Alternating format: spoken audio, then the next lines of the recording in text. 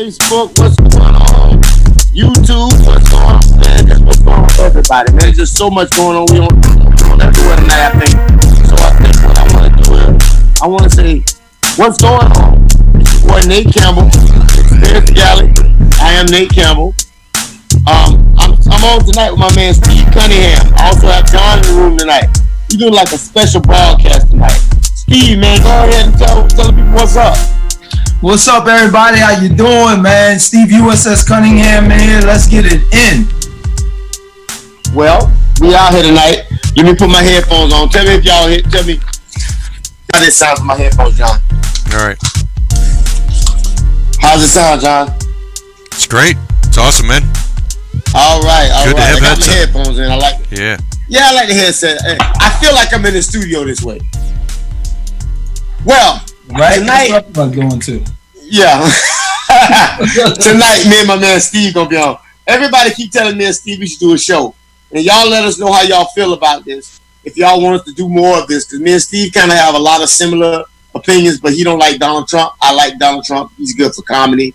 He is good for... Donald Trump is good for comedy. He is making black folk understand they can't depend on the government. There's a whole lot of reasons I like Donald Trump. And he's crazy. He is crazy as a fox because he's keeping Bill Gates off our back by making us own. Yeah, because both of them want to stick something in us. You better stop. My bad. Too far. Damn. Too far, man. My bad. That was already. My bad. All right, y'all. Look, we do have the lines open. Y'all can talk to us.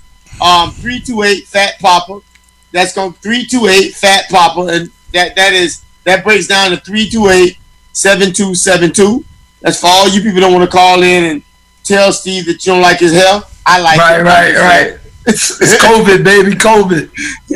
You know, he stuck with the haircut. He up there in near New York, actually. You Pittsburgh, right? Pittsburgh. Yeah, I'm in Pittsburgh, man. Yeah, man. Me and Steve go way back. A lot of people don't know that me and Steve have known each other now. If I tell you how long it's been, you'll know his age. Yeah, right. Me and Steve been knowing each other since he won the National Golden Gloves. The best. Yeah, man. That was your first major tournament, as a matter of fact. Second major tournament, but first major win. First major win.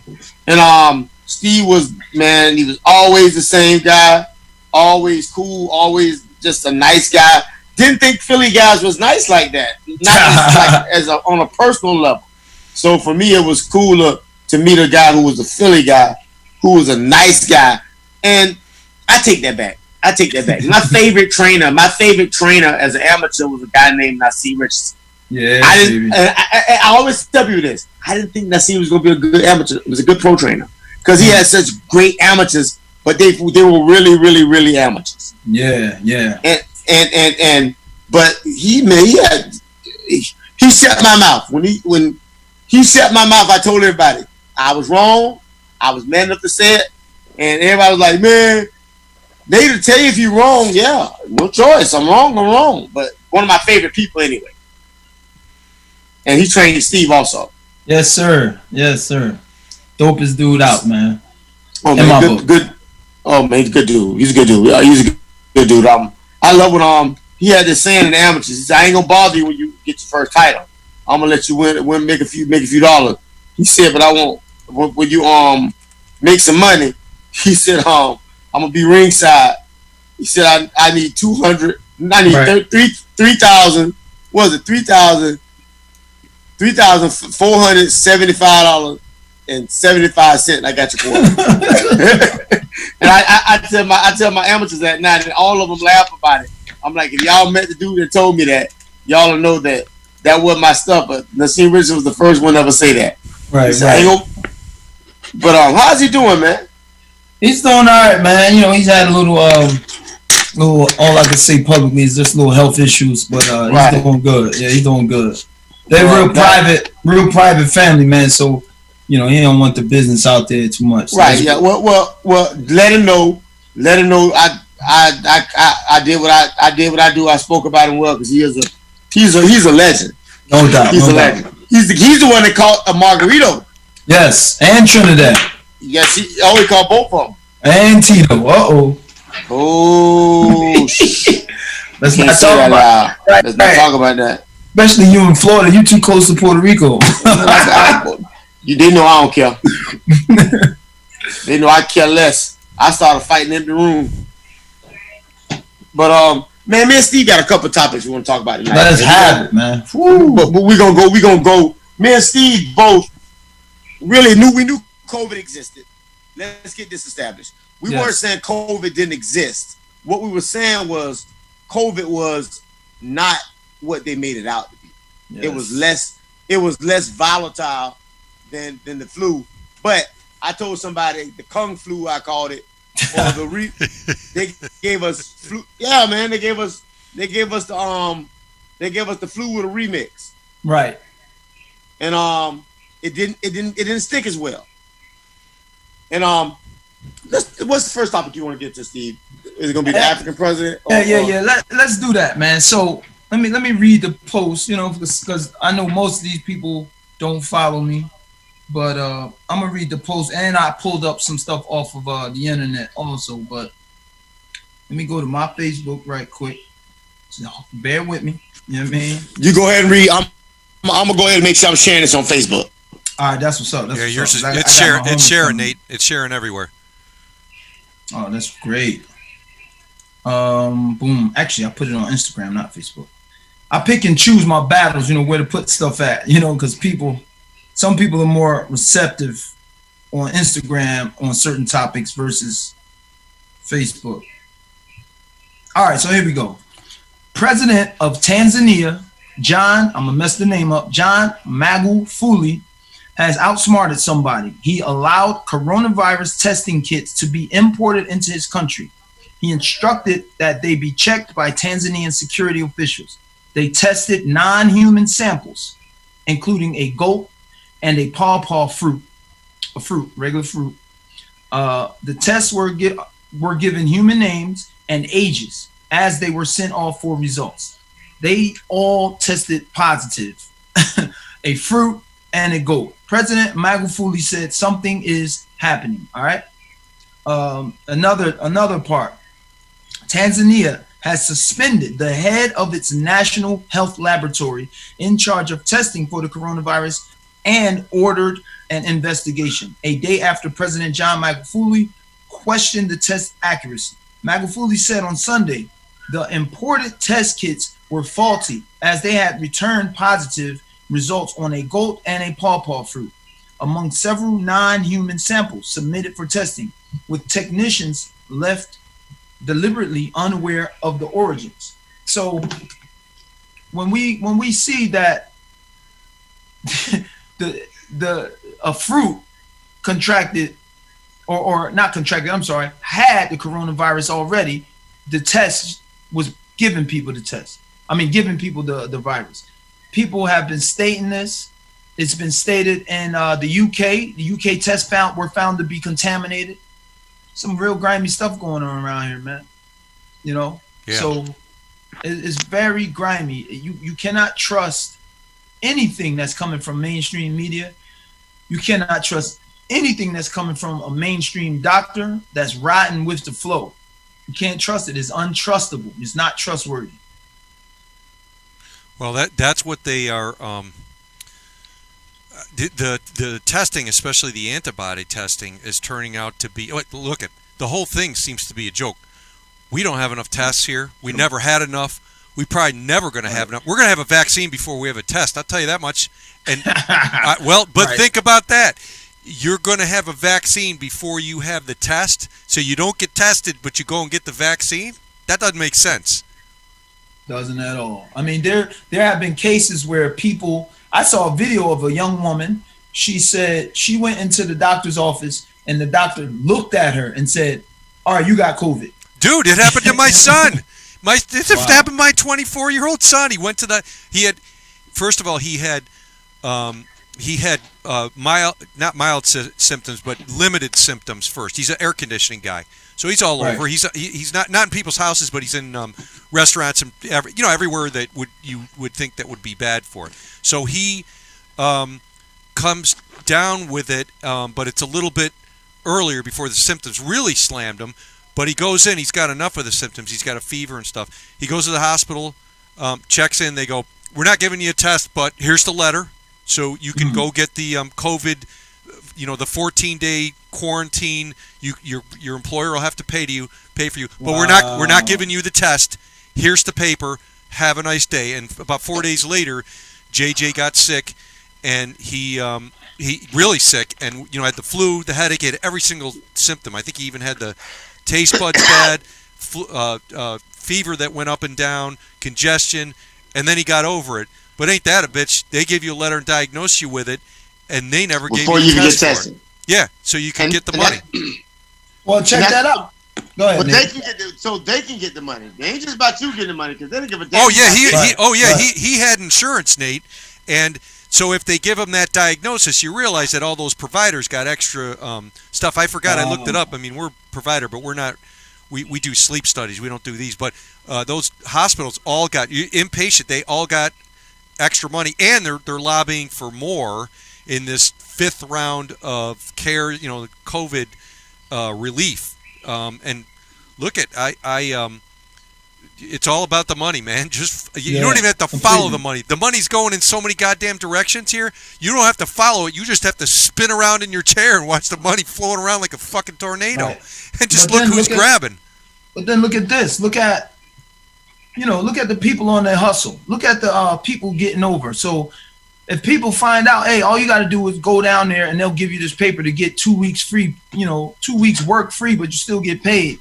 Come on, man. I know people or I knew people that would just, hey, I got COVID. I need one of them things. So the numbers is going up, And we know our black folk all about the hustle. Let's really be honest.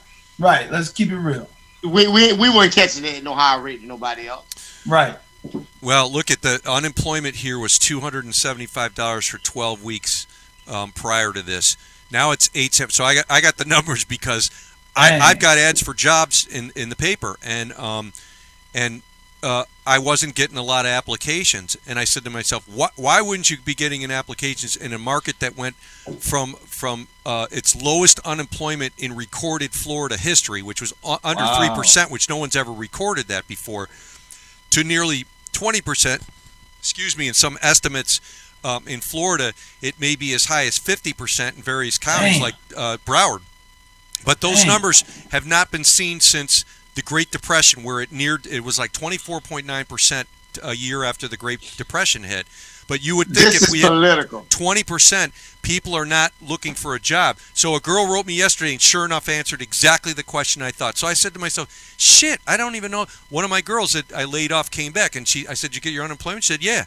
And she goes, "Yeah, it was $875." And I go, "For a week?" And she goes, "Yeah." And I go, "That's more than you make." And she goes, "I know. I don't know why I came back to work." So I got a letter from somebody I invited to come for a job interview. She said, "I'm going to take a couple of months off, and if you still have the job available, I'd like to see if I have it available." That's because it's $21.87 an hour being on unemployment here in Florida. Now, damn, what's better than a $1,200 check? $21.87 an hour, because that ain't the going wage here in Jacksonville. This is a call center town, man. This is a $16 an hour call center town. So $21.87, they're going to take it all day long.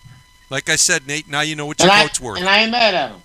Yeah. Can't be. No, I'm not mad at anybody. Saying that. No, I'm not mad at it, but you know what this is about. This ain't about Trump being nice to people. This is about him buying your vote. That's... Well, of course. But no, the Democrats, the Dixiecrats, I call them. I don't care what y'all call them. I know I follow the history of this thing. Our simple issue is this. Everybody's talking like I'm crazy because I'm telling you that the Democrats have never done us any justice. Right. Never done us any justice. The Republicans ain't either, but they ain't never promised us shit. Let's really be honest. When was the last time the Republicans promised black folk anything? It would have to be when they first started getting our votes back in the Whenever. I'll tell you when the last time they promised you something is when Abraham Lincoln was a Republican and promised he was going to win the war.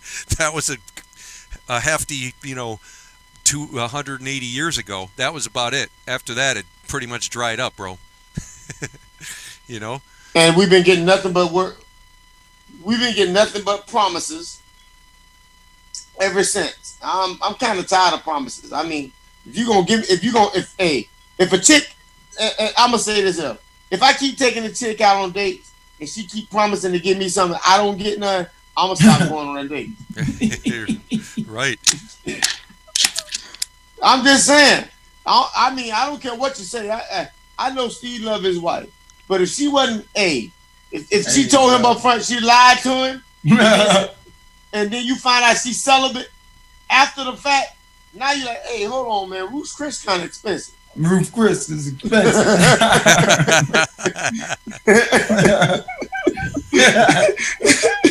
I'm being real, man. You around here, everybody around here acting like I'm crazy. I'm not.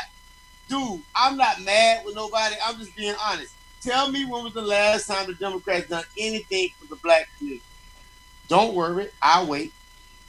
Right. Donald Trump had the best saying in the whole campaign. Know what the saying was, Steven? What? What you got to lose? Yeah. and he said that over and over again. And you know what? That's what it turned out to be. What do you got to lose? Right. Exactly. Yeah. I mean, but at the end of the day, no offense, and you can't blame Trump for the COVID.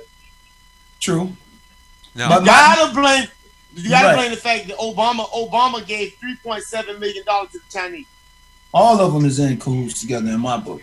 They are. That's me. They all in cahoots together. They all go golf with each other. They all go party. A lot of them go rape little kids together. They all in this crap together in my book, bro. Don't get me started. Well, from what I got sent some paperwork today that I haven't fully researched, and it's talking about that case that's going on right now. Right. And it's talking about a lot of folk in those cases, like a lot of big name people are being brought up on charges. Oh, they are? And, yeah. And I send the paperwork to you. We'll talk about it some other time. But you do. Yeah, I saw that stuff I saw the videos, the K9 video, and them putting Trump out there like, hey, Trump's doing this, he's doing that. My thing is this, I need to see it. Right. But you know what? The thing about it is you didn't need to see it with Obama. No, I don't care about it. I'm gonna tell you, after you dropped that bomb, I know you had to. But after Obama's first term, on the first term, don't get it twisted, I was bamboozled like everybody else. I was all bamboozled, bro. Right. But then almost at the end of the first term, that's when I started getting this info about the United States going bankrupt in 1933 and the president not being elected, he's selected, for the corporation of the United States. So then you start seeing the lies on that end, or the bullshit. So I'm good, man. I am good. I try to stay out of the Democrat Republican talks because you like me. I'm not Democrat or Republican. I'm independent. I'm over it. That's what I am. Yeah, I'm over it. But you know what? At some point, I gotta make a stand somewhere. And hold on. Somebody said, John, did you put the show up? Because somebody said, when is the show? It's the internet here is going and blipping in and out. It's on right now. Yeah, it's mine was too. Yeah. I don't know what's going on here. No, it's on. It's on Experience the Galaxy Net and the other Nate Campbell page. It's going. Okay. Yeah, it's streaming. Okay. I'm looking at it right now on the stream. Okay. But the saddest part about the whole thing with the Democrat Republican Party is they give us no choice. Right. It's vanilla or chocolate. That's it.